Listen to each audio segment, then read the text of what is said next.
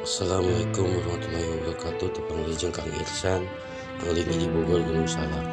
Orang barengan ngaji, orang belajar, terutama abdi ayeuna teh tentang fikih, nyaeta ilmu tentang hukum syariat Islam anu dibolehkeun ku dalil-dalil. Fikih teh asalna kata-kata takiyah atau hiyab kuhu, artinya paham atau memahami itu.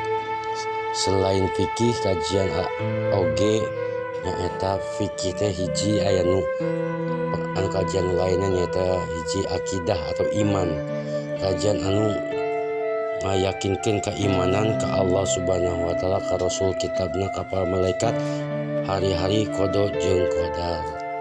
Akidah iman.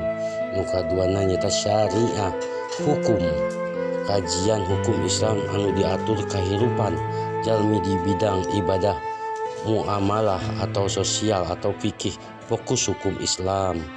Nu katiluna nyaeta akhlak atau moral, kajian tentang akhlak Islam kepada manusia jeung alam semesta. Nu kaopatna tasawuf. Nu kaopatna tasawuf nyaeta spiritual jeung sejarah Islam. Tasawuf teh kajian pamurnian jiwa atau deket jeung Allah melalui spiritual, zikir, puasa, geus teu sieun maot, rezeki geus teu sieun rezeki karena yakin ke Allah dan naon ke Allah. Tasawuf anu kalimana nyata sejarah Islam atau tarik, kajian peristiwa zaman Nabi sampai nyaeta kajian nu lain ge penting, contoh kajian ilmu tafsir, kajian ilmu hadis, kajian ilmu usul fikih, kajian ilmu kalam. Tah didinya urang kudu belajar teh aya haram, aya makruh tahrim, aya makruh tanjih, aya makruh tahrim teh naon nyaeta makruh tahrim teh nyaeta makruh pake perhiasan emas si lalaki dilarang Islam. Poligami anu teu mampu berbuat adil eta makruh tahrim contohna. Lamun makruh tanjih nyaeta dahar daging kuda keur ngabutuhkeun. Nah, ketentuanna nyaeta naon? Ngahareup sareng, ngahareup kiblat. Terus nanti ngomong keur ajan, ngarokok ke aya nu ajan ngomong, tah eta makruh tanjih.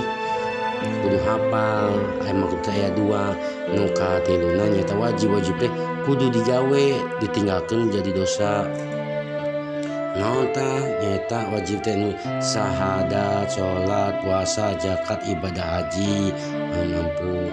Nu kaopat teh naon sunah teh naon dianjurkeun ikuti cara Kanjeng Nabi Muhammad SAW menang pahala, tang digawe ditinggalkeun henteu dosa.